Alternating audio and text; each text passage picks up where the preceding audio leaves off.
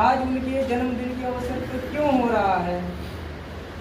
तो इस गलतफहमियों की दूरी करना चाहिए और दूर करते हुए हम लोगों को आगे बढ़ना चाहिए।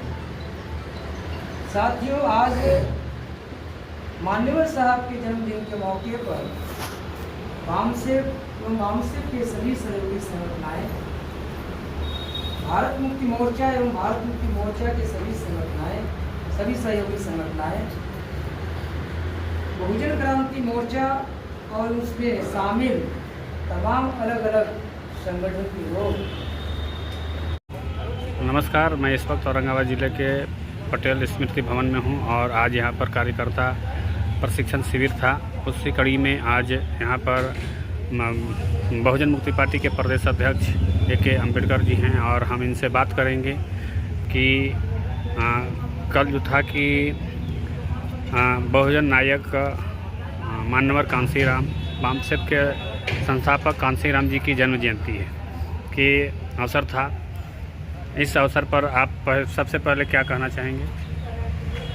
बहुजन नायक मान्यवर कांशीराम साहब के 91वें जन्मदिन के मौके पर समस्त बिहार वासियों को, समस्त देशवासियों को मैं हार्दिक अभिनंदन बधाई करता हूं और मैं मान्यवर कांशीराम साहब के मिशन को अधूरा करने के लिए हम लोग हर समय प्रयत्न हैं और हम लोग उनके सपनों को पूरा करने में लगे हुए हैं और बहुजन समाज को भी उनके अधूरे कार्य को पूरा करने के लिए कार्य करना चाहिए। क्या कहेंगे, जिस तरह से बिहार में जो राजनीति हो रही है, यहाँ तक कि प्रशासन खाकी भी अब सुरक्षित नहीं है, कई मर्डर हो रही हैं, बहुत सारी बातें आ रही हैं और नीतीश कुमार जी का जो बयान आ रहा है महिला विरोधी, इस तरह से बयान जो आ रहा है, इसे आप कैसे देखते हैं, क्या कहना चाहेंगे?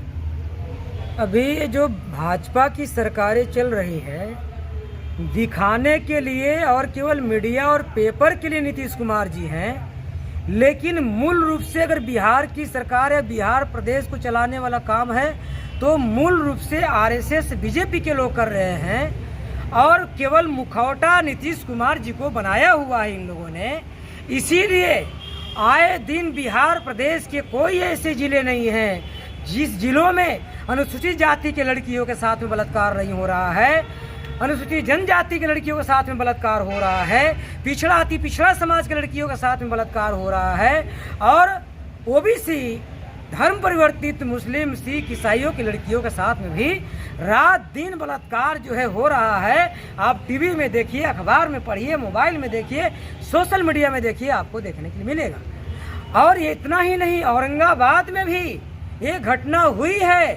एक दबंग जाति के कुछ लोग हैं जो मनबढ़ू लोग हैं, अनुसूचित जाति में पासवान जाति के लड़की को आपके नगर थाना के पीछे वो गाड़ियों से रौंद करके, मैंने सोशल मीडिया में खबर देखा, गाड़ियों से रौंद करके मारा गया। मैं यहाँ के एसपी महोदय से और यहाँ के कलेक्टर महोदय से मैं अपील करता हूँ कि ऐसे जो गुंडागर्दी आपके जिला में, किसी को रौंद कर मारा जा रहा है, किसी को बलात्कार करके मारा जा रहा है। नवीनगर में अनुसूचित जाति के लड़की को उन ऊंची जाति के लोगों ने बलात्कार भी किया और मर्डर भी किया और आज की घटना है कि यहाँ कुचल कर मारा गया। आज नहीं, वो कल की खबर है। तो ये जो घटनाएं घट रही है महोदय, कलेक्टर महोदय, एसपी महोदय, तो ये आपके ज़िला में आप लोग के रहते भर में, मतलब आप लोग भी जैसे बिहार को चलाने के लिए सक्षम मुख्यमंत्री जी नहीं लग रहे हैं, वैसी लॉ इन ऑर्डर मेंटेन करने में मेरा ऐसा लगता है कि आप लोग जिला में भी सक्षम नहीं हो पा रहे हैं। इसलिए जो है रात दिन बलात्कार औरंगाबाद के अलग अलग गाँवों में भी हो रही है, अलग अलग प्रखंडों में भी हो रही है। अत्याचार, उत्पीड़न, हत्या, मर्डर रातों दिन जबरदस्ती जो अंतिम चरम पर है।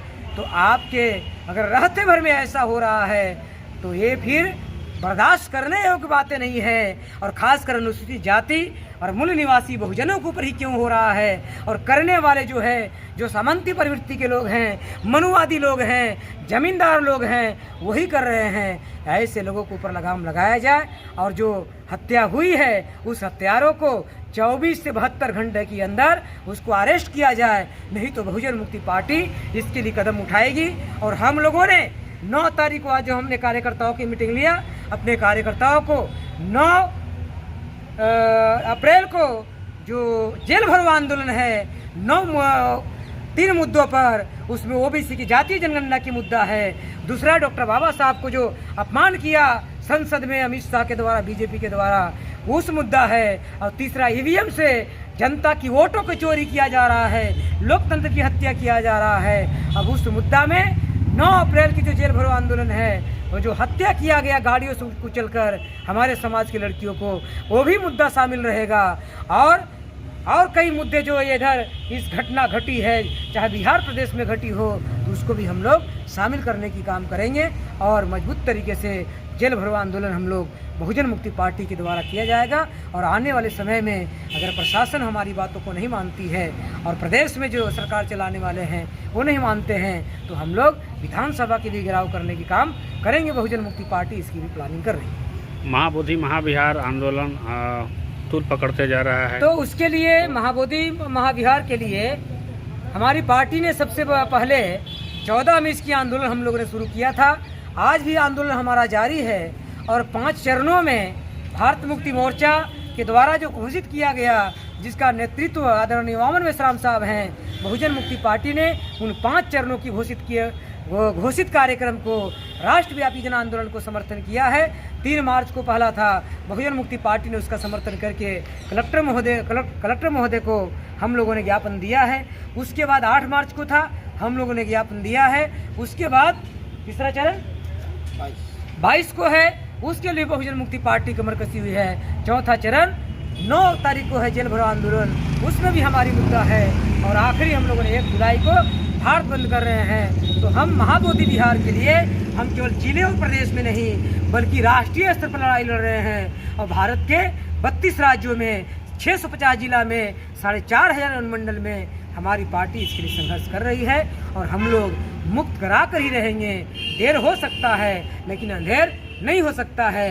लेकिन सत्ता में बैठे वाले लोग, आप लोग मुंह में कालिक पोत कर बैठ जाओ या अपने समाज को ठगना और बेचना बंद कर दो, या आप लोग समाज को बेच रहे हो, ठग रहे हो। और जो समाज की हमारे महापुरुषों की विरासत है उसको बचाने के लिए आंदोलन नहीं कर रहे हैं। बहुजन मुक्ति पार्टी लड़ाई लड़ेगी और हम आने वाले समय में भी लड़ते रहेंगे। धीरेन्द्र शास्त्री कहते हैं कि हिंदू राष्ट्र बनाने का ऐलान करना चाह रहे हैं। तो धीरेन्द्र शास्त्री अगर ऐसा कह रहे हैं पत्रकार महोदय कि हिंदू राष्ट्र बनाने का, तो मैं धीरेन्द्र शास्त्री जी को पूछना चाहता हूँ कि शास्त्री जी, आप शास्त्री मतलब शास्त्र का ज्ञाता होंगे, तभी शास्त्र लिखे होंगे, पढ़े होंगे।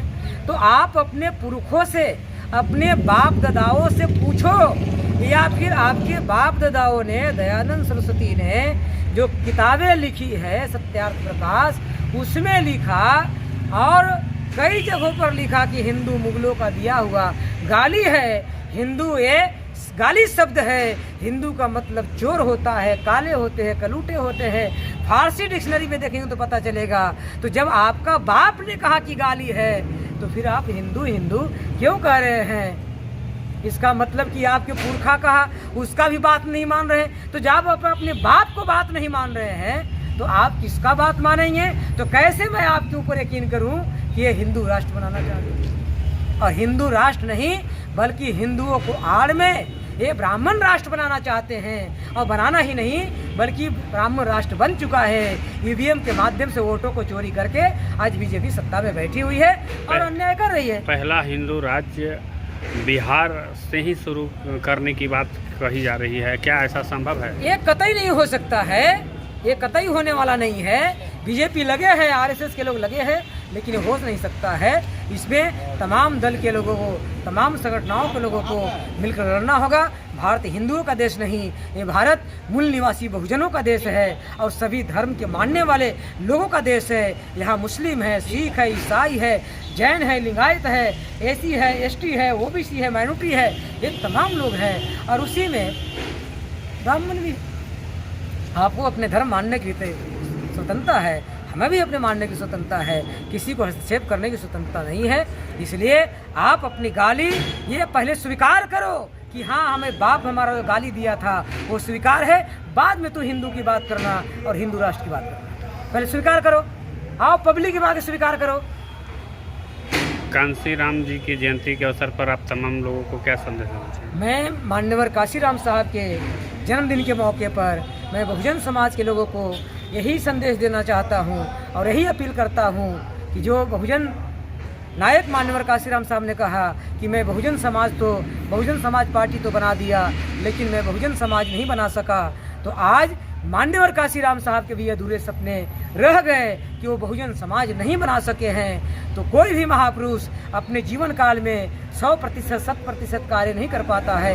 उम्र की मर्यादा होता है, जितना उन्होंने किया बहुत ही ज़्यादा करके गए। जो बचे हुए अधूरा कार्य है कि बहुजन समाज बनाने की कार्य, तो बहुजन समाज बनाने अर्थात बहुजन समाज को जोड़कर शासक बनाने की काम आज हम सभी लोगों को बहुजन समाज के SC ST OBC और माइनॉरिटी लोगों को करना होगा। और बहुजन मुक्ति पार्टी तो अपने आज़ाद भारत में गुलाम मूल निवासी बहुजनों को जागृत करके इस देश के हुक्मरान और शासक बनाने में रात दिन हम कटिबद्ध हैं और हम लगे हुए हैं। उनकी सपनों को साकार करने में और पूरा करने में हम लगे हुए हैं। हम समाज को भी अपील करते हैं कि आप भी लगिए और इस काम को करिए और पूरा करिए। धन्यवाद। धन्यवाद सभी को जय।